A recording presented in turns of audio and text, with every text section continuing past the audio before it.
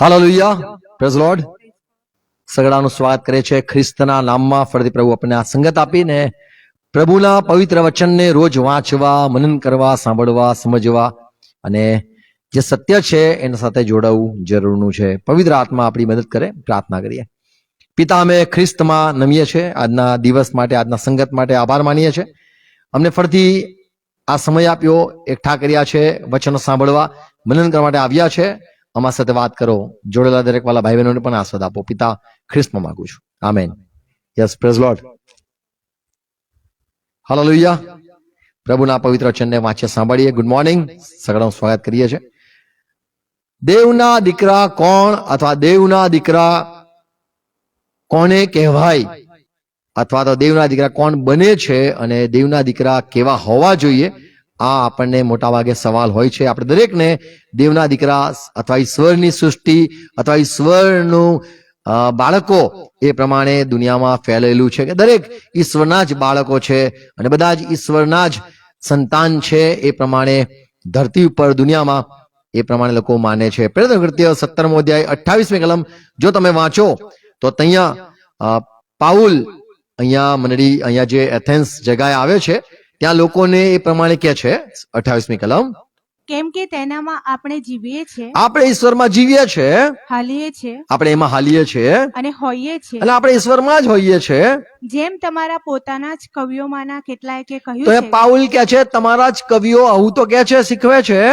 કે આપણે પણ તેના સંતાનો છીએ. આપણે બધા એના સંતાન છે. તો સાચી વાત છે, આપણે તેની સૃષ્ટિ છે, આપણામાં જ ઈશ્વર કામ કરે છે અને આપણામાં એનો ઈશ્વરનો નિયમ પણ ચાલે છે અને આપણે ઈશ્વરના વિશે વિચાર પણ કરીએ છીએ અને આપણે એનામાં હોઈએ છીએ અને આપણે કે છે ઈશ્વરના સંતાન છે. એમ કેટલા તમારા કે છે કે કવિઓએ પણ એ પ્રમાણે કીધું છે. શું દરેક મનુષ્ય ઈશ્વરનું સંતાન છે? તો હા, એ એની સૃષ્ટિ હોઈ શકે, ઈશ્વરની કૃતિ હોઈ શકે. ઈશ્વરની મરજીથી ધરતી પર લોકો આવેલા છે અને જે મનુષ્ય અવતાર લોકો કહેતા હોય છે આ બધું ઈશ્વરની દેન અને ઈશ્વર જ એનો કરતા છે. આપણે ઈશ્વરમાં માનીએ છીએ ને એ પ્રમાણે કહીએ છીએ કે બધા જ ઈશ્વરના બાળકો છે અને એટલા માટે ઈશ્વરના બાળકો તરીકે આપણે રહેવું જોઈએ એવું બધા શીખવે છે. પણ બાઇબલમાં જો આપણે વ્યવસ્થિત અભ્યાસ કરીએ તો કોણ ઈશ્વરના બાળકો કહેવાય? બધા ઈશ્વરના સંતાન છે, પણ કોણ ખરેખર પ્રભુના અથવા ઈશ્વરના દીકરા દીકરીઓ હોય? પ્રેરિત કૃત્ય 3 અધ્યાય 25મી કલમમાં અહીંયા પિત્તર ઇઝરાયલના બાળકોને, ઇઝરાયલના આખો સમુદાય જે છે તેમને એવું કહે છે કે તમે પ્રબોધકોના બાળકો છો. પ્રભુના જે પેગંબરો આવ્યા, ઈશ્વરના જે મોકલેલા નબીઓ આવ્યા, ઈશ્વરના જે પ્રબોધકો ભવિષ્ય વક્તાઓ આવ્યા, એ બધા ઇઝરાયલમાંથી જ આવ્યા અને તમે કે છે પ્રબોધકોના સંતાન છો. તો અહીંયા પિત્તર ઇઝરાયલના લોકોને કહે છે કે તમે પ્રબોધકોના સંતાન છો. 13મો અધ્યાય 26મી કલમ પાઉલ કહે છે તમે ઇબ્રાહિમના દીકરાઓ છો, ઇબ્રાહિમના બાળકો છો. નિર્ગમન 4 અધ્યાય 22મી કલમમાં જો જોઈએ જૂના કરારમાં તો જ્યારે ફારૂનની આગળ મૂસા ઉભો રહ્યો ત્યારે મૂસાએ એવું કીધું કે ઈશ્વરના બાળકો, અમારા ઈશ્વરના બાળકો, અમારા દેવના બાળકો જે ઈશ્વર માટે પ્રથમ જનિત છે, મારા પ્રથમ જનિત દીકરો ઇઝરાયલ છે, એવું દાવો મૂસાએ કર્યો. 22મી કલમ, અને તું ફારૂનને કહે કે પ્રભુએ કીધું જા મૂસા ફારૂનની આગળ ઉભો રહે અને એને તે કહે, યહોવા એમ કહે છે કે યહોવા એમ કહે છે ઇઝરાયલ મારો પુત્ર, ઇઝરાયલ તો મારો દીકરો છે, એટલે મારો જ્યેષ્ઠ પુત્ર એ તો છે. મારો જ્યેષ્ઠ દીકરો છે, તેને જવા દે. તો ઈશ્વર પોતે કહે છે, સાક્ષી આપે છે કે આ મારો દીકરો છે. ઈશ્વર એમ નથી કહેતા ફારૂન તું બી મારો દીકરો, ઇઝરાયલ એ બી મારો દીકરો, પણ એમ કહે છે કે એ મારો જ્યેષ્ઠ દીકરો છે, સૌથી પહેલો દીકરો છે. એ ઇઝરાયલના માટે ઈશ્વરે પ્રબોધકોના દીકરા વપરાયું છે, ઇબ્રાહિમના દીકરા વપરાયું છે અને જ્યેષ્ઠ દીકરો પ્રભુએ કીધું મારો દીકરો, ઈશ્વરે કીધું મારો દીકરો. શું બધા જ ઈશ્વરના દીકરાઓ છે? શું બધા જ ઈશ્વરના બાળકો છે?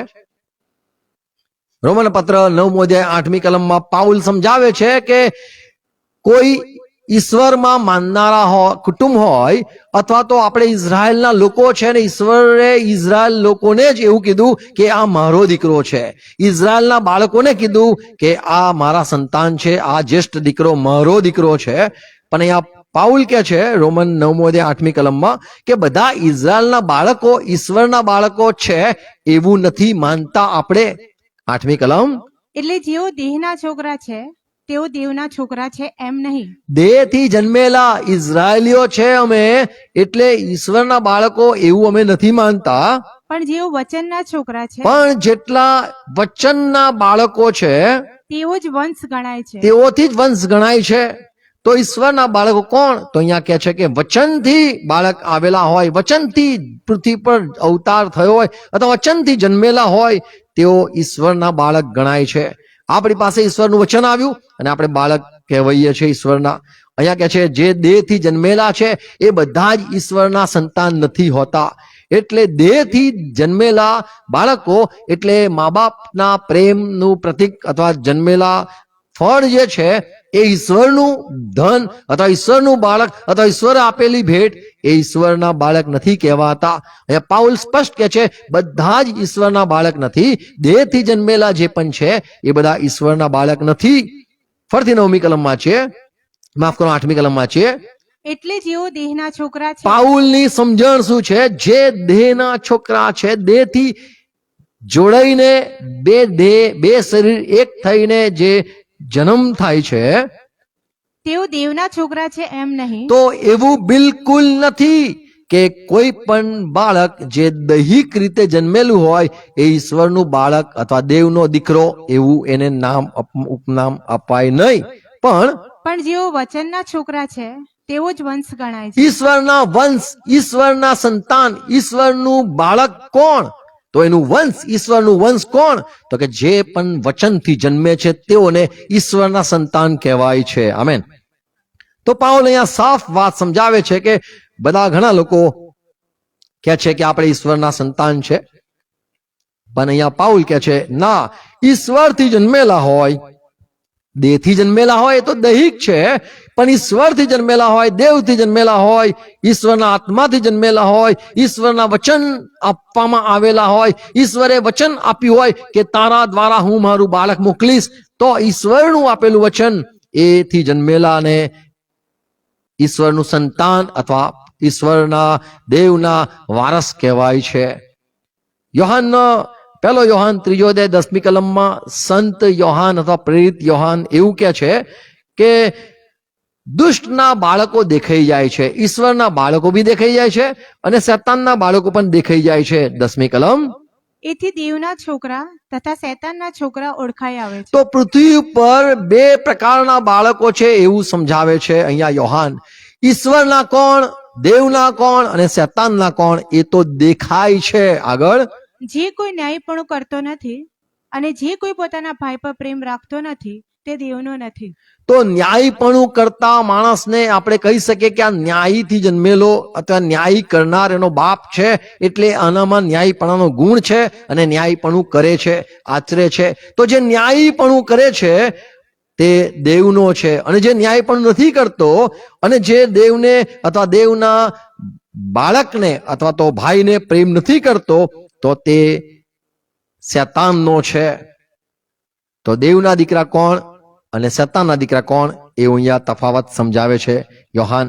રોમન પત્ર ફરતી આવીએ 9:26 કલમ જો વાંચીએ તો ત્યાં એક ભવિષ્યવાણી જૂના કરારમાં હોશિયાના પુસ્તકમાં કહેવા લખવામાં આવેલી, યશાયામાં પણ લખવામાં આવેલી, કે એક ઠેકાણે લખવામાં આવેલું કે અહીંયા લખેલું છે રોમન 9:26, અને જે ઠેકાણે તેઓને એવું કહેવામાં આવ્યું હતું કે તમે મારા લોક નથી, ઓ વિદેશી લોકો, તમે મારા લોક નથી, તે ઠેકાણે તેઓ જીવતા દેવના દીકરા કહેવાશે. તો એક ભવિષ્યવાણી હતી કે એ જે મારા લોકો નથી અથવા મારી પ્રજા નથી અથવા ઇઝરાયલના લોક નથી, ઇઝરાયલના હકના નથી, અથવા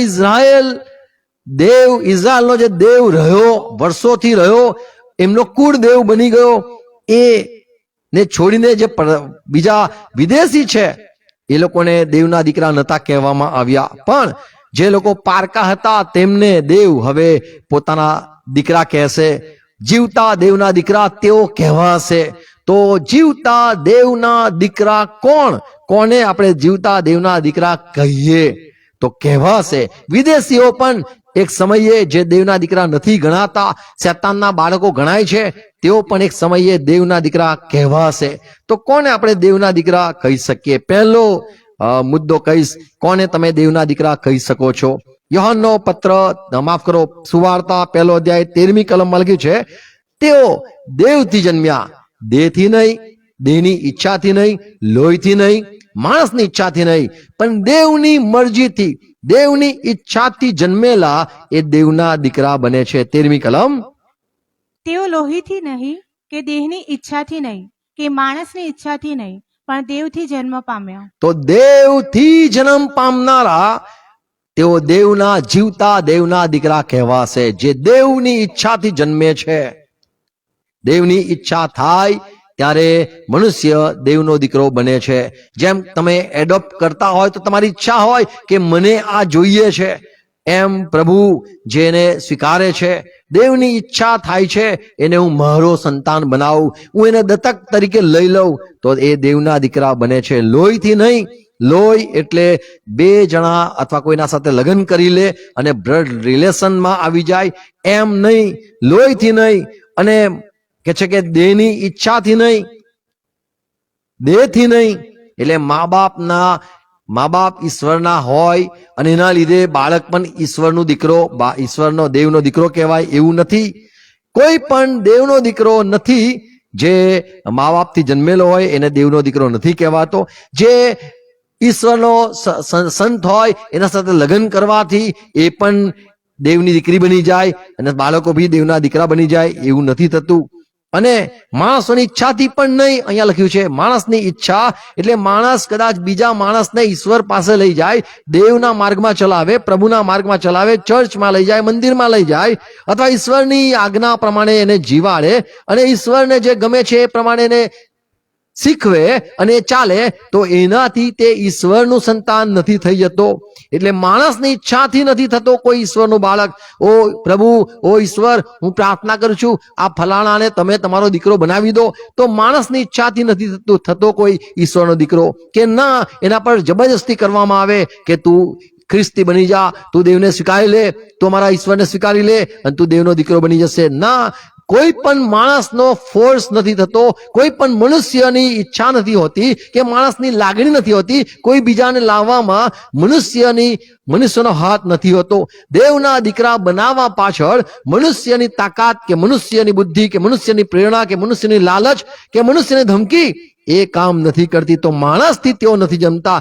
માણસની ઈચ્છાથી કોઈ, આપણે કદાચ કહીએ કે ફલાણો માણસ ઈશ્વરમાં આવી જાય, એ બી દેવનો દીકરો બની જાય, તો માણસની ઈચ્છાથી કોઈ દેવનો દીકરો બનતો નથી. તું કોણ કે બીજાને તારણ આપીશ?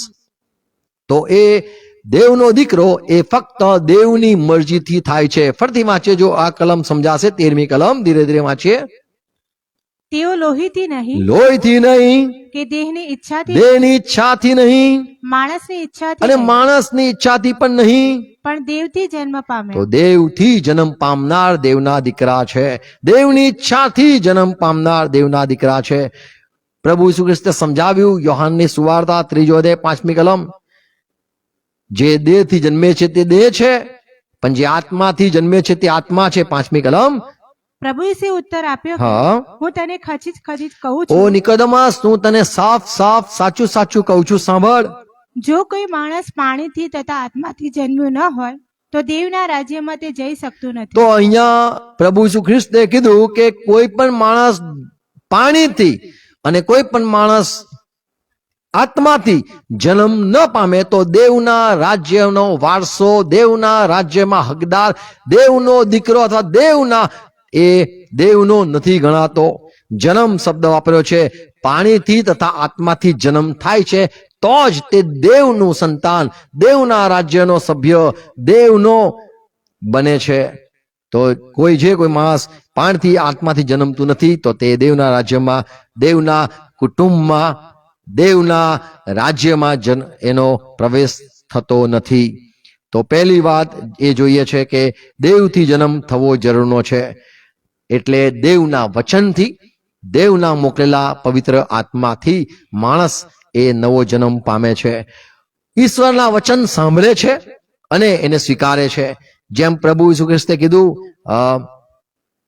કે યોહાનની સુવાર્તા વાંચીએ 1:12 કલમ, પણ જેટલાએ તેનો અંગીકાર કર્યો પ્રભુ ઈસુ ખ્રિસ્તને દેવે મોકલ્યા, એ જીવનના પાણીને પૃથ્વી પર ઈશ્વરે મોકલ્યા, દેવે મોકલ્યા એ જીવનના પાણીને ઈસુ ખ્રિસ્તને, અને જેટલાએ તેનો અંગીકાર કર્યો એટલે જેટલા તેના નામ પર વિશ્વાસ કરે અને છે, જેટલાએ આ જીવતા પાણી પર વિશ્વાસ કર્યો, તેટલાને તેણે દેવના છોકરા થવાનો અધિકાર આપ્યો. તો કોણ દેવનો દીકરો, કોણ દેવનો દીકરો કહેવાશે?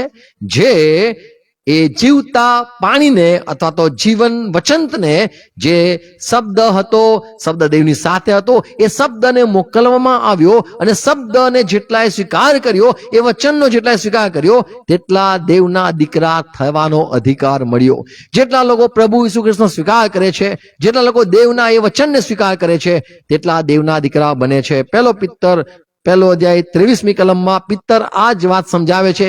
યોહાન પણ આ જ વાત માનતો હતો, પિત્તર પણ આ જ વાત માને છે અને કહે છે કેમ કે વિનાશી બીજથી નહીં આપણે વિનાશી બીજથી જન્મ નથી પામ્યા, પણ અવિનાશીથી, અવિનાશી બીજ એટલે દેવના જીવન તથા સદાકાળ રહેનાર વચન વડે. આપણે વચનથી જન્મ પામ્યા. તો અહીંયા જેમ યોહાનના સુવાર્તા 1:12 કલમ લખેલું છે, જેટલાએ વચનનો સ્વીકાર કર્યો, યોહાન 1:14 લખ્યું છે, શબ્દ સદેહ થયો અને આપણામાં વસ્યો. અને જેટલાએ તેનો અંગીકાર કર્યો, જેટલાએ તેનો સ્વીકાર કર્યો, વચનનો સ્વીકાર કર્યો, શબ્દનો સ્વીકાર કર્યો, દેવના મોકલેલા પ્રભુ ઈસુ ખ્રિસ્ત પર વિશ્વાસ કર્યો, એ જીવનના પાણી પર વિશ્વાસ કર્યો, સ્વીકાર્યા, તે દરેક દેવથી જન્મ પામ્યા. યોહાનની સુવાર્તા 6 અધ્યાય તેની 69 અમે વિશ્વાસ કર્યો છે પ્રભુએ શિષ્યોને પૂછ્યું, શું તમે વિશ્વાસ કરો છો મારા ઉપર? તો શિષ્યોએ કીધું, હા પ્રભુ, અમે તારા પર વિશ્વાસ કરીએ છીએ. અને જાણીએ છીએ કે દેવનો પવિત્ર તે તું જ છે. તું દેવ તરફથી આવેલો દેવનો પવિત્ર તું છે, ખ્રિસ્ત છે, અને તું જીવતા દેવનો દીકરો છે, અમે વિશ્વાસ કરીએ છીએ. તો પ્રભુ ઈસુ ખ્રિસ્તનો સ્વીકાર કરનાર જ દેવનો દીકરો બની શકે છે. જેટલા લોકો દુનિયામાં છે પ્રભુ ઈસુ ખ્રિસ્તનો સ્વીકાર નથી કરતા, તેઓ કદી પણ દેવના દીકરા નથી થઈ શકતા. પ્રભુએ એક સમયે એક આંધળા માણસની આંખોને ખોલી, યોહાનની સુવાર્તા 9:35 કલમ. અને પછી પ્રભુ ઈસુ ખ્રિસ્તે જ્યારે એને આંખો ખોલી, અને એ માણસને ખબર નહીં કોને મારી આંખ ખોલી, પણ પ્રભુ ઈસુ ખ્રિસ્ત એને મળે છે અને કહે છે, શું તું દેવના મોકલેલા દીકરા પર વિશ્વાસ કરે છે? દેવના દીકરા પર શું તું વિશ્વાસ કરે છે? તો આંધળા માણસે કીધું, એ કોણ છે કે હું એના પર વિશ્વાસ કરું? તો પ્રભુ ઈસુ ખ્રિસ્ત ઈચ્છતા હતા કે લોકો મારો સ્વીકાર કરે. યોહાનની સુવાર્તા 3:26 કલમ વાંચીએ તો અહીંયા યોહાન એ પ્રમાણે કહે છે કે જે દીકરાને સ્વીકારે છે અથવા દીકરા પર વિશ્વાસ કરે છે, પ્રભુ ઈસુ ખ્રિસ્ત જે જીવનનું પાણી, જે દેવની રોટલી અથવા તો જીવતું વચન, જે લોકો તેનો સ્વીકાર કરે છે તેટલા અનંત જીવન પામે છે. પણ જે દેવના દીકરાને નથી સ્વીકારતો, તેના ઉપર દેવનો કોપ સદાકાળ રહે છે. યોહાન સુવાર્તા 11:26-27 કલમમાં માર્થા, મરિયમ ને લાજરસ, એમના ત્યાં પ્રભુ ઈસુ ખ્રિસ્ત આવે છે. અને અહીંયા પ્રભુ ઈસુ ખ્રિસ્ત એ માર્થાને કહે છે, શું તું વિશ્વાસ કરે છે મારા ઉપર? ત્યારે માર્થા કહે છે, હા, હું વિશ્વાસ કરું છું, તું દેવનો મોકલેલો દેવનો દીકરો છે, જે જગતમાં આવવાનો હતો અને આવ્યો છે. તું મસીહ છે, હું વિશ્વાસ કરું છું. અને એટલા માટે યોહાન કહે છે, જેટલાએ શબ્દનો સ્વીકાર કર્યો, તેટલાને દેવના છોકરા થવાનો અધિકાર મળ્યો. તો એ લોકો જ દાવો કરી શકે છે જેટલા લોકો પ્રભુ ઈસુ ખ્રિસ્તનો સ્વીકાર કરે છે. અને જેટલા લોકો વચનથી જન્મે છે, પાણીથી જન્મે છે, એ રોટલીથી જન્મે છે, એ પ્રભુ ઈસુ ખ્રિસ્તથી જન્મે છે, તે દરેક દેવના દીકરા બને છે. એટલા માટે પ્રભુએ કીધું, જે કોઈ પાણીથી અને આત્માથી જન્મ ન પામે તો દેવના રાજ્યનો વારસ અથવા દેવના રાજ્યનો સંતાન અથવા દેવના રાજ્યના કુટુંબનો સભ્ય એ બની નથી શકતો. તો સાફ વાત છે. 1 યોહાન 3:1 પણ લખ્યું છે કે આપણે દેવના દીકરા બની ગયા છે, કેમ કે પ્રભુ ઈસુ ખ્રિસ્તનો સ્વીકાર કર્યો છે. અને એટલા માટે રોજ રોજ આપણે ઈસુ ખ્રિસ્તના જેવા એ બનતા જઈએ છે. પહેલી કલમ વાંચીએ તો જુઓ પિતાએ આપણા પર કેટલો જુઓ બધો પિતાએ પર આપણા પર કેટલો બધો પ્રેમ કર્યો, કે આપણે દેવના છોકરા કહેવાઈએ, આપણે દેવના છોકરા કહેવાઈએ, અને ખરેખર આપણે તેના છોકરા છીએ. આપણે ખરેખર તેના બાળકો થઈ ગયા છે. તેથી જગત આપણને ઓળખતું અને નથી. એટલા માટે જગત આપણને ઓળખતું નથી. આપણે દેવના દીકરા થઈ ગયા છે. આ જગતમાં તો શેતાનના બાળકો છે ને ત્રીજા અધ્યાયમાં આગળ કે છે શેતાનના દીકરા અને ઈશ્વરના દીકરા, એ આપણને ખબર હવે પડે છે. પ્રભુ ઈસુ ખ્રિસ્તે કીધું યોહાન સુવાર્તા 10મો અધ્યાય 34 ને 35 કલમ જો વાંચો, ત્યાં પ્રભુએ કીધું, ઓ યહૂદીઓ, હું પણ દેવનું બાળક છું, હું પણ દેવનો દીકરો છું.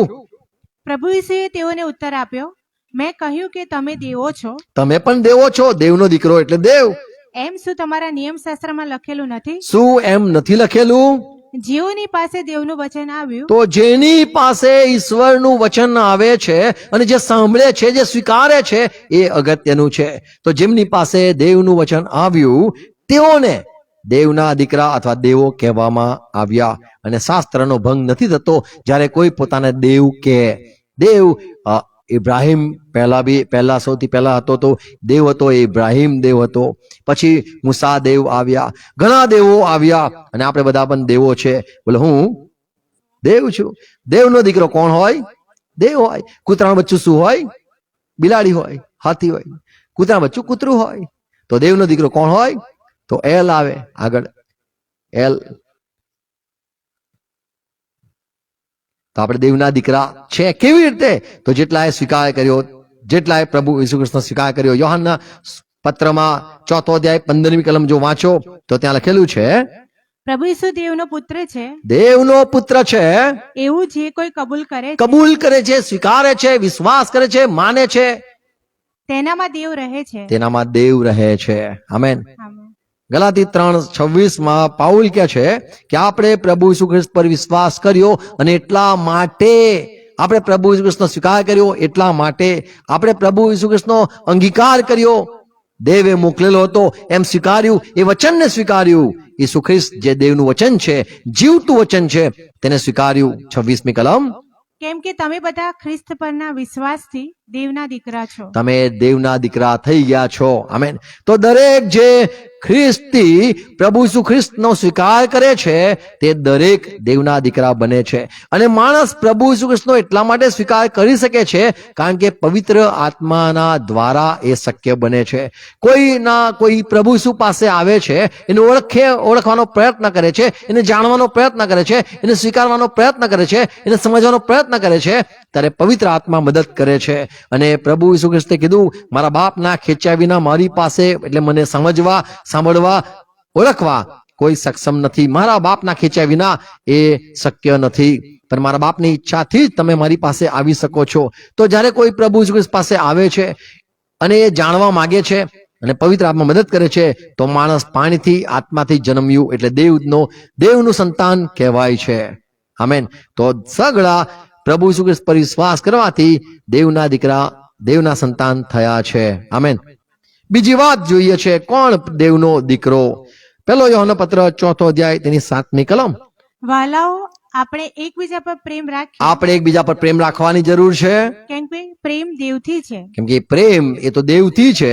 અને જે પ્રેમ કરે છે તે દરેક દેવથી જન્મેલો છે અને દેવને ઓળખે છે. આમેન. તો દેવને ઓળખનાર વ્યક્તિ એ પ્રેમ કરે છે. તમે જો ઈશ્વરને પ્રેમ કરો છો, દેવને પ્રેમ કરો છો, તો તમે દેવના છો. યોહાનના પત્ર સુવાર્તા 8મો અધ્યાય સાંભળો, 52મી કલમ. ત્યારે યહૂદી લોકો પ્રભુ ઈસુ ખ્રિસ્તનો સ્વીકાર નતા કરતા. લોકોએ કીધું, તું જૂઠો નબી છે, તું ખોટો સેવક છે, તને દેવે નથી મોકલ્યો, તું બાલ-જબૂલના મદદથી ભૂતોને કાઢે છે. યહૂદીઓ આજની તારીખમાં પણ પ્રભુ ઈસુ ખ્રિસ્તનો સ્વીકાર નથી કરતા, પણ જેટલા સ્વીકાર કર્યો તે દરેકને દેવના છોકરા થવાનો અધિકાર મળ્યો. અહીંયા જે લોકો હતા તેમને પ્રભુ ઈસુ ખ્રિસ્તે કીધું, જો તમારો બાપ દેવ હોત, જો તમે ખરેખર દેવને માનો છો, ઓળખો છો ને પોતાને દેવના દીકરા બાળકો થવાના તમે કહો છો, કબૂલ કરો છો, તો તમે એવા દાવો કરો છો કે અમે યહૂદીઓ ઈશ્વરના બાળકો છે, તો હું પણ ઈશ્વરમાંથી આવેલો છું, અને તમે શા માટે મારો સ્વીકાર નથી કરતા? જો તમે મને પર પ્રેમ કરતા હોત તો સાબિત થાત કે તમે પણ દેવના ખરેખર બાળકો છો. 42મી કલમ ને 44મી કલમ. પ્રભુ ઈસુએ તેઓને કહ્યું, જો દેવ તમારો બાપ હોત જો યહૂદીઓ ખરેખર તમારો બાપ દેવ હોત તો તમે મારા પર પ્રેમ રાખત, તો તમે મારા પર પ્રેમ રાખતા. કેમ કે હું દેવમાંથી નીકળીને આવ્યો છું, હું તો દેવમાંથી નીકળીને આવેલો છું, તમારા બાપમાંથી નીકળીને આવ્યો છું. કેમ કે હું મારી પોતાની મેળે આવ્યો નથી, હું આવ્યો છું, મને મોકલવામાં આવ્યો છે, એટલા માટે હું આવ્યો છું. મને મોકલવામાં આવ્યો છે, મને બહાર નહીં કાઢ્યો પેટમાંથી, પણ મને મોકલવામાં આવ્યો છે. શબ્દ છે આઈ એમ સેન્ડ. મને કાઢ્યો નથી પેટમાંથી, પણ મને બાજુમાં હતો, મને મોકલવામાં આવ્યો છે. હું એની સાથે હતો, મને મોકલવામાં આવ્યો છે. હું એની પાસેથી આવેલો છું. 44. તમે તમારા બાપ પણ શૈતાનના તમે છો, તમારા બાપ શેતાનના છો, અને તમારા બાપની દુર્વાસના પ્રમાણે અને તમે તમારામાં એક ખરાબ ઈચ્છા થાય છે મને મારી નાખવાની, કારણ કે એ તમારા બાપમાં ઈચ્છા હતી, અને તે તો પ્રથમથી મનુષ્ય ઘાતક હતો. શેતાનમાં પહેલાથી નફરત હતી, અને એટલા માટે તમારામાં પણ નફરત છે. 39મી કલમ વાંચીએ તો તેઓએ ઉત્તર આપ્યો કે ઇબ્રાહિમ અમારો બાપ છે. અમારો બાપ તો ઇબ્રાહિમ છે. પ્રભુ ઈસુ તેઓને કહે છે કે જો તમે ઇબ્રાહિમના સંતાન હો તો ઇબ્રાહિમના કામ કરો. તો ઇબ્રાહિમે તો આવું નતું કર્યું, મારવાનો વાત નથી કરી. તમને મારી નાખવાની વાત કરો છો, દેખાડે છે કે તમે કોના સંતાન છો. તમે મારી નાખવા માંગો છો, કેમ કે તમારો બાપ જે શેતાન છે તે પહેલાથી મનુષ્ય ઘાતક અથવા માણસને મારનાર હતો, મારવા માંગતો હતો. તો જો ઇબ્રાહિમ તમારો બાપ હોત તો ઇબ્રાહિમના કામ કરો. તો પ્રભુએ અહીંયા સાફ વાત સમજાવી શીખવી કે દેવને પ્રેમ કરવો, અને જો તમે દેવને ખરેખર પ્રેમ કરો છો, બાપને પ્રેમ કરો છો, તો તમે એની આજ્ઞા પાળતા. બીજી વાત જોઈએ છે 1 યોહાન 5મો અધ્યાય 1લી કલમ. અહીંયા યોહાન એ પ્રમાણે કહે છે જેટલા લોકો પ્રભુ ઈસુ ખ્રિસ્ત વિશ્વાસ કરે છે તે દરેક દેવના દીકરા છે. 1લી કલમ. પ્રભુ ઈસુ એ જ ખ્રિસ્ત છે, એવો જે કોઈ વિશ્વાસ કરે છે એવું જે કોઈ અંગીકાર કરે છે, એવું જે સ્વીકારે છે, એવું જે સમજે છે, વિશ્વાસ કરે છે, તે દેવથી જન્મેલો છે, તે સમજી લો દેવથી જન્મેલો છે, દેવનો દીકરો છે. અને જન્મ આપનાર પર જે કોઈ પ્રેમ રાખે છે અને જન્મ આપનાર પર જે પ્રેમ કરે છે, તે તેનાથી જન્મેલા પર પણ પ્રેમ રાખે છે. તો જન્મ આપનારને પ્રેમ કરવો, અને જન્મ આપનારથી બીજો જે જન્મેલો છે તેના પર બી પ્રેમ કરવો, એ જ કહેવાય છે તમે દેવના દીકરા છો. દેવના 2 દીકરા હોય કે દેવના 1000 દીકરા હોય, પણ એકબીજાને પ્રેમ કરતા હોય તો એમ કહેવાય તે દરેકમાં દેવથી જન્મેલા છે. તો જે દેવથી જન્મેલા હોય, હજુ બી કેટલા બી દુનિયામાં દેવથી જન્મેલા હોય, એ દરેકને જો તમે પ્રેમ કરો છો તો તમે ખરેખર દેવના દીકરા છો. 1 યોહાન પત્ર 4 અધ્યાય 20મી કલમ. જો કોઈ કહે કે હું દેવ પર પ્રેમ હું રાખું તો છું, દેવ પર પ્રેમ કરું છું, પણ તે પોતાના ભાઈ પર દ્વેષ રાખે પણ છે, પોતાના ભાઈ પર ગુસ્સો નફરત રાખે છે, તો તે જૂઠો છે. તો તે દેવને પ્રેમ કરે છે એ ખોટું બોલે છે. કેમ કે પોતાનો ભાઈ જેને તેણે જોયો છે એનો ભાઈ જે એને દેખાય છે, તેના પર જો તે પ્રેમ રાખતો નથી, જો એ દેખાતા ભાઈ પર પ્રેમ ના રાખતો હોય, તો દેવ જેને તેણે જોયો નથી તેના પર તે પ્રેમ રાખી શકતો નથી. તો દેવ પર પ્રેમ કરનાર એ દેવને પ્રેમ કરતો હોય તો એ ભાઈ પર બી પ્રેમ કરશે. એટલા માટે લખ્યું છે જે દેવથી જન્મેલો છે, જે દેવ જે જન્મ આપે છે તેના ઉપર, અને દેવથી જે જન્મેલા છે તેના પર બી જે પ્રેમ કરે છે તે ખરેખર દેવનો દીકરો છે. તો દેવના દીકરાના બીજો ગુણ જોઈએ છે તે દેવને પ્રેમ કરનાર. ત્રીજો ગુણ જોઈએ છે દેવથી જે જન્મેલો છે તે દેવના બીજા બાળકો, દેવના જ બાળકો છે, એ જ બાપના સંતાન છે, એને પ્રેમ કરશે, એને પોતાનો ભાઈ માનશે. ચોથી બાબત જોઈએ છે કોને કહેવાય કે આ દેવનો દીકરો ખરેખર દેવનો દીકરો કહેવાય યોગ્ય છે. 1 યોહાન પત્ર 3 અધ્યાય 8-9 કલમ. જે પાપ કરે છે તે શૈતાનનો છે, જો જે આજ્ઞા ભંગ કરે છે તે તો શેતાનનો છે. કેમ કે શૈતાન આરંભથી પાપ કરે છે. શેતાન તો પહેલાથી આજ્ઞા ભંગ કરવાનો પ્રયત્ન કરતો હતો ને આજ્ઞા ભંગ કરે છે. શૈતાનના કામનો નાશ કરવા માટે દેવનો પુત્ર પ્રગટ થયો. હા, જે કોઈ દેવથી જન્મેલો હવે છે, દેવથી જન્મેલા જો તમે હું હોવ તે પાપ કરતો તો નથી, પાપ નથી કરતો. આ એક એની ખાસિયત છે. બીજું, કેમ કે તેનું બીજ તેનામાં રહે છે અને તે પાપ કરી શકતો નથી, કેમ કે તે દેવથી તો જન્મેલો છે. દેવથી જે જન્મેલો હોય દેવને કદી ના કહી શકે. દેવથી જે જન્મેલો હોય તેની આજ્ઞાને કદી વિરુદ્ધ ના જઈ શકે. દેવની જે બાપની જે આજ્ઞા છે એને હંમેશા પાળનાર જ હોય, કેમ કે તે દેવથી જન્મેલો છે, દેવની વિરુદ્ધ નથી જતો. પણ શૈતાન કે જે પહેલાથી આજ્ઞા ભંગ કરતો હતો એ દર્શાવે છે કે એ દેવનો નથી, દેવનો દીકરો નથી. એટલે બાપનો દીકરો હોય, બાપનો જો ખરેખર કહેતો હોય મારો બાપ છે, તો એ બાપની દરેક આજ્ઞાને પાળશે, એને ઉઠલાપશે નહીં. તો અહીંયા લખ્યું છે એ પાપ નથી કરતો, દેવની વિરુદ્ધ નથી જતો, કેમ કે તે દેવને પોતાનો બાપ માને છે અને પોતે દેવનો દીકરો છે એવું માને છે. Praise lord. પહેલો યોહાનનો પત્ર ફરીથી આ 5મો અધ્યાય 18મી કલમ આ જ વાત અહીંયા યોહાન કહે છે. આપણે જાણીએ છીએ કે જે કોઈ દેવથી જન્મેલો છે તે પાપ કરતો તો જો નથી. તમે ખરેખર દેવના દીકરા છો તો પાપ નથી કરતા, અને તમને પાપ કરતા રોકનાર જે છે એ પ્રભુ ઈસુ ખ્રિસ્ત છે. અને તમે પાપ કરો એવું નહીં બનવા દે, કેમ કે એ પ્રભુ એ તમને સંભાળે છે, દુષ્ટ તમને સ્પર્શ નથી કરતો, અને તમને પાપથી બચાવનાર પ્રભુ ઈસુ ખ્રિસ્ત છે. આમેન. એટલામાં લખ્યું છે તારા ભાઈ પડતો હોય એને તું બચાવી લે. તો પ્રભુ ઈસુ ખ્રિસ્ત ના આ શિક્ષણ છે.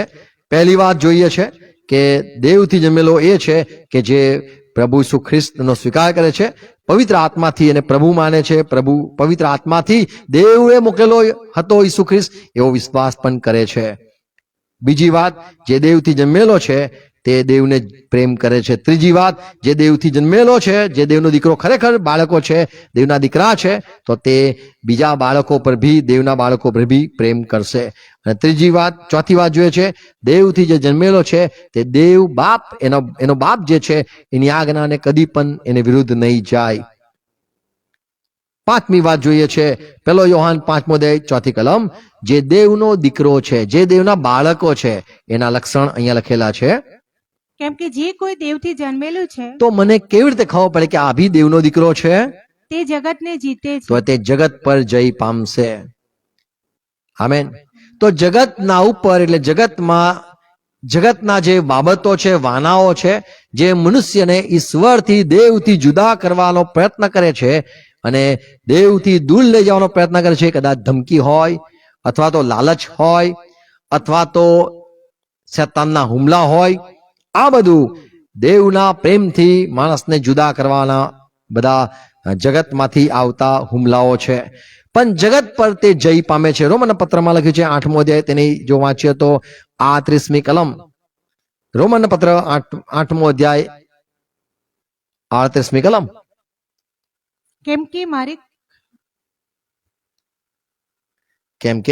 કેમ કે મારી ખાતરી છે કે મારી ખાતરી છે મરણ કે જીવન, મરણ કે લાલચ જીવન, દૂતો કે અધિકારીઓ, દૂતો મારા પગે પડતા હોય કે અધિકારીઓ, વર્તમાનનું કે ભવિષ્યનું, વર્તમાનનું કે ભવિષ્યવાના પરાક્રમીઓ, ઉચ્ચાણ કે ઊંડાણ, ઉચ્ચાણ કે મને અધોગતિમાં લાવનાર તત્વો, કોઈ પણ બીજી કોઈ પણ શ્રેષ્ઠ વસ્તુ દેવની જે પ્રીતિ ખ્રિસ્ત પ્રભુ ઈસુ આપણા પ્રભુમાં ઈસુ ખ્રિસ્ત દ્વારા મારામાં જે પ્રેમ ઉત્પન્ન થયો છે દેવ પ્રત્યે, તેનાથી આપણને તેનાથી જુદા કરવા માટે તે સક્ષમ નથી અને આપણને જુદા પાડી શકશે નહીં. હા, હું ખ્રિસ્તમાં સત્ય બોલું છું. હું સત્ય બોલું છું. કે સારું, આપણે ઉપરની કલમ જો વાંચો કે એમાં જય મને આપે છે, મને જયવંત કરે છે. 36 છે, 47મી કલમ, રોમનના પત્ર 8:37. સાંભળો. તો પણ જેણે આપણા પર પ્રેમ રાખ્યો છે તેને આશરે આપણે એ બધી બાબતોમાં વિશેષ જય પામીએ છીએ. આપણે જય પામીએ છીએ. દેવથી જન્મેલો જે છે એ જય પામે છે. એ હારી નથી જતો, પણ એ જય પામે છે. મારો બાપ યહોવા છે, મારો બાપ ઈશ્વર છે, અને એમાં હું માનું છું, અને એ મને કોઈ પણ રીતે નકાર કરાઈ નથી શકતું. એવી કોઈ પણ તાકાત નથી કે જે મને દેવના પ્રેમથી જુદું કરે. તો જે જગતને પર જય પામનાર દેવથી જન્મેલા બાળકો જગત પર જય પામે છે. આમેન. તમે કદી પણ તમારા બાપનો નકાર નથી કરી શકતા, જેનાથી તમારું નામ છે અને જેનાથી તમે જન્મેલા છો. એને કદી પણ તમે સપનામાં બી વિચારી નથી શકતા કે મારો બાજુવાળો મારો બાપ છે. એવું એક ક્ષણ માટે બી વિચાર નથી આવતો. દેવના આપણે બાળકો છે તો આપણને દેવ પ્રત્યે હંમેશા પ્રેમ રહે છે અને જગત પર આપણે જય પામીએ છીએ. 1 યોહાન 4:4 માં લખ્યું છે, તમે દેવના છો બાળકો. ઓ નાના બાળકો, તમે દેવના છો અને તમે જય પામ્યા છો, તમે જીત્યા છો. કેમ કે જગતમાં જે છે તેના કરતા તમારી સાથે જે છે તમારો બાપ, તમારો દેવ, પવિત્ર આત્મા. 4 કલમ, બાળકો તમે દેવના છો તમે દેવના છો, દેવના બાળકો છો ને તમે તેઓને જીત્યા છો, અને તમે જીત્યા છો. તો જે દેવના બાળકો છે તે જીતે છે. કેમ કે જગતમાં જે છે તેના કરતા તમારામાં જે છે તે મોટો છે. આમેન. તો જગત પર જય પામનાર એ દેવના દીકરા કહેવાય છે. છઠ્ઠી વાત, પેન્ટિકોસ્ટલમાં વધારે આ કલમને વાપરવામાં આવે છે. પવિત્ર આત્માથી જે ચાલે છે, દેવથી જે દોરાય છે, આત્માથી જે દોરાય છે તેટલા દેવના દીકરા કહેવાય છે. રોમન પત્ર 8મો અધ્યાય 14મી કલમમાં પાઉલ કહે છે, કેમ કે જેટલા દેવના આત્માથી દોરાય તો છે તમે હું કેવી રીતે કહી શકીએ કે આપણે દેવના દીકરા છે? તો જેટલા દેવના આત્માથી દોરાય છે દેવના આત્માથી ચાલે છે, દોરાય છે, તેટલા દેવના દીકરા છે. તો દેવે તમને કીધું હોય મીટિંગ કરો, દેવે તમને કીધું હોય સંગત કરો, દેવે તમને કીધું હોય સેવક બનો, દેવે તમને કીધું હોય તો બરાબર, તો તમે દેવના દીકરા છો. તો દેવના દીકરા દેવના આત્માથી ચાલતા હોય છે. તો જેટલા આત્માથી ચાલે છે તેટલા દેવના દીકરા છે. આમેન. અને 7મી વાત, કોને આપણે કહી શકીએ દેવના દીકરા છે? તેઓ દેવના દીકરા કહેવાશે. એક અંતિમ વાત છે, એ અઘરી છે અને એ હાલની તારીખ સુધી તો આપણે સાબિત નથી કરી શકતા કે તું ને હું દેવના દીકરા છે. રોમન પત્ર 1 અધ્યાય 4 કલમ, લોકોએ કીધું ઈસુ દેવના દીકરા, ઓ પ્રભુ ઈસુ દેવના દીકરા. બધાએ ઈસુ ખ્રિસ્તને દેવના દીકરા સમજ્યા, માન્યા, વિચાર્યું અને એ પ્રમાણે તેઓ દાવા કરતા હતા. પણ જ્યાં સુધી પ્રભુ ઈસુ ખ્રિસ્તનું પુનરુત્થાન ન થયું ત્યાં સુધી સાબિત ન થયું કે ખરેખર આ દેવનો દીકરો છે. જ્યારે પ્રભુ ઈસુ ખ્રિસ્ત વધસ્તંભ પર હતા ત્યારે ચોરો અને બીજા બધાએ બી કીધું, તું ખરેખર દેવનો દીકરો હોય, જો દેવનો દીકરો હોય તો ઉપરથી વધસ્તંભ પરથી નીચે ઉતરી આવ કે અમે માનીએ તું ખરેખર દેવે મોકલેલો, દેવનો સગ્ગો, દેવનો પોતાનો દીકરો છે. આપણે જો ખરેખર દેવના સગ્ગા, દેવના પોતાના જો એના બાળકો છે તો આ જરૂરનું છે. રોમન પત્ર 1 અધ્યાય 4 કલમ, પણ પવિત્ર આત્માને પ્રતાપે પણ પવિત્ર આત્માના સામર્થ્યથી એના પ્રતાપે મોયેલામાંથી પાછો ઉઠ્યાથી પરાક્રમમાં દેવનો દીકરો ઠર્યો છે. તો પ્રભુ ઈસુ ખ્રિસ્ત દેવનો દીકરો કહેવાયો, દેવનો દીકરો સાબિત થયો, દેવનો દીકરો જાહેર થયો. કેવી રીતે જાહેર થયો? પુનરુત્થાનમાં. તો જ્યારે પ્રભુ ઈસુ ખ્રિસ્ત ઉઠ્યા એ સાબિત કર્યું કે દેવને કોઈ બાંધી ન શકે. સાબિત કર્યું કે દેવનો દીકરો દેવ, એને કોઈ પણ રીતે કોઈ બાંધી ન શકે. એ પુનરુત્થાન જ થવાનું છે. એને કોઈ પણ વશ ના કરી શકે કેમ કે દેવનો છે. દુનિયામાં જે પણ બધા દેવના સંતાન કહેવાય છે તેઓને બધા બાંધી શકે છે. જેટલા બી દુનિયામાં દેવના સંતાન કહેવાય છે, કહેવાતા છે, તેઓ પોતાના દેહની ઈચ્છાથી ચાલે છે. જેટલા બી દુનિયામાં છે તેઓ પાપ કરે છે, તેઓ ઈશ્વરને પણ શ્રાપ આપે છે અને ઈશ્વરના બાળકોને પણ શ્રાપ આપે છે. પણ જે ખરેખર દેવના દીકરા છે તો એ પુનરુત્થાન થવું જરૂરનું છે. લુકની સુવાર્તા 20મો અધ્યાય 36મી કલમમાં પ્રભુ ઈસુ ખ્રિસ્તે કીધું કે જે પુનરુત્થાન પામે છે તેઓ દૂત જેવા એટલે દેવના દીકરા જેવા કહેવાય છે. 36મી કલમ, કેમ કે તેઓને ફરીથી મરવાનું નથી, તો દેવના દીકરા હોય, એ અમર હોય, સનાતન હોય, તેઓ મરતા નથી. કારણ પછી કે તેઓ દેવદૂતના સરખા છે અને પુનરુત્થાનના દીકરા હોવાથી તેઓ દેવના દીકરા છે. તેઓ પાછા ઉઠશે ને એ જ સાબિત કરે છે કે દેવ કદી મરતો નથી, દેવો મરતા નથી, દેવો બધા પાછા ઉઠવાના છે. તો પુનરુત્થાન સાબિત કરે છે. પુનરુત્થાન જો થવાનું છે તો તમે ખરેખર દેવના દીકરા છો. Praise lord. તો પુનરુત્થાનમાં ઉઠવું જરૂરનું છે. છેલ્લા પુનરુત્થાનની વાત નહીં, પણ પુનરુત્થાનમાં ઉઠવું જરૂરનું છે. Praise God. તો પ્રભુ આપણું દરેકનું પુનરુત્થાન કરે. આમેન. અને પુનરુત્થાનની પ્રભાતે ફરી મળીશું એવી વાતો પણ લોકો કરતા હોય છે. આપણું ઉઠવું જરૂરનું છે એ સાબિત કરે છે આપણે દેવના દીકરા છે. આમેન. Praise lord. તો અહીંયા 7 વાતો જોઈ. કોણ દેવના દીકરા, કોને દેવના દીકરા કહેવામાં આવશે? તો જે લોકો દેવથી જન્મેલા છે, દેવની ઈચ્છાથી જન્મેલા છે, એટલે દેવના વચનથી, દેવની ઈચ્છાથી વચન આવે છે, દેવની ઈચ્છાથી જ પવિત્ર આત્માને મોકલવામાં આવે છે. તો વચનથી અને આત્માથી જન્મે છે, પાણીથી ને આત્માથી જન્મે છે તે દેવના દીકરા બને છે. જેટલા દેવને ઈસુ ખ્રિસ્તનો સ્વીકાર કરે છે તેટલા દરેક દેવના દીકરા બને છે. જે દેવ ઉપર પ્રેમ કરે છે તે દરેક દેવના દીકરા છે. જેટલા દેવના દીકરા બાળકો છે એમના પર બી જો પ્રેમ કરે છે તો ખરેખર તેઓ દેવના દીકરા ગણાય છે. જેઓ પાપ નથી કરતા, આજ્ઞા ભંગ નથી કરતા પોતાના બાપની, તો તેઓ પણ ખરેખર દેવના દીકરા છે. અને જેઓ જગત પર જય પામે છે અને તેઓ દેવના દીકરા છે. જેઓ આત્માથી ચાલે છે, દેવના આત્માથી ચાલે છે, તેટલા દરેક દેવના દીકરા છે. જેમનું પુનરુત્થાન થવાનું છે તેઓ દરેક દેવના દીકરા છે. આમેન. પ્રભુ આ સમજવા માટે દરેકને સહાય કરે. God bless you. પ્રાર્થના કરીએ. પિતા, અમે ખ્રિસ્તમાં નમીએ છે. તમે આજે સાફ વાત તમારા વચનો મારફતે સમજાવી પવિત્ર આત્મા તમે તમારા વચનોથી અમારી આંખોને મનોને ખોલ્યા છે અને ફરીથી સાંભળવા માંગીએ છે અને ફરીથી સમજવા માંગીએ છે અને અમે દેવના દીકરા છે કે નહીં એ અમે ખાતરીમાં ચાલવા માંગીએ છે. અમે ઘણાને દેવના દીકરા કહીએ છે, પણ તમારું સત્ય અમે સાંભળ્યું અને એ પ્રમાણે કહે છે જેઓ પારકા હતા, વિદેશી હતા, જે દેવના લોક પ્રજા નતા, તેઓમાં કહેવાશે કે તેઓ જીવતા દેવના દીકરાઓ કહેવાશે. પ્રભુ, અમે પણ જીવતા દેવના દીકરા કહેવાઈએ. એ પ્રમાણેની જે લાયકાત અને એ પ્રમાણેની જે ચિહ્નો બતાવ્યા એ પ્રભુ અમારા દરેકના જીવનમાં પરિપૂર્ણ થાય. સહાય કરજો. સાંભળનાર દરેકને કૃપા આપજો. અને અમે આભાર માનીએ છીએ અમે પ્રભુ ઈસુ ખ્રિસ્ત પર વિશ્વાસ કરી શક્યા. એને એ અમારા પ્રભુ તરીકે અમે એને સ્વીકારીએ છીએ, મસીહ તરીકે સ્વીકારીએ છીએ, દેવનો પવિત્ર દેવે મોકલેલો એ પ્રમાણે સ્વીકારીએ છીએ. એ વચનનો એ શબ્દ સદે થયો એનો અમે સ્વીકાર કરીએ છીએ. ઈસુ ખ્રિસ્ત અમારો પ્રભુ છે, અમે તેને સ્વીકારીએ છીએ. પવિત્ર આત્મા દ્વારા અમે શાસ્ત્ર વચન પ્રમાણે એને અમારો ઉદ્ધાર કરતા, અમારો મસીહ, અમારો તારનાર, અમારો અગ્રેસર, અમારો રાજા, અમારો પ્રભુ, માલિક, અમારો દેવ એને અમે સ્વીકારીએ છીએ. પ્રભુ ઈસુ ખ્રિસ્ત તમારા દરેક વચનને અમે માનીએ છીએ. તમારા સંતોએ જે શીખવ્યું એ દરેક સત્યને અમે માનીએ છીએ. આભાર માનીએ છીએ તમે અમને દેવના દીકરા કયા છે, અધિકાર આપ્યો. આભાર માનીએ છીએ. એ પ્રમાણેનું અમારું જીવન હોય અમે ખાતરીમાં દરેક ભાઈ બહેનોને ચલાવજો. તમારા પ્રભુ સંગતમાં જે આ પ્રભુ જોડેલા છે દરેકને આસ્વાદ આપો, દરેકને સહાય કરજો, સમજવા માટે સહાય કરજો. આ વાતો વવાય, સોગણ ફળ લાવે પ્રભુ ઈસુ ખ્રિસ્તના નામમાં. આમેન. આમેન.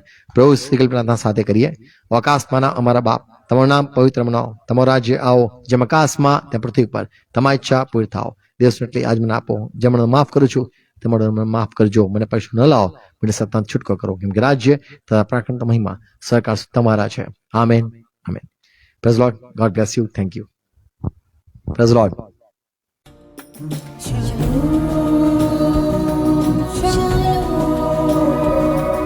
Shalom.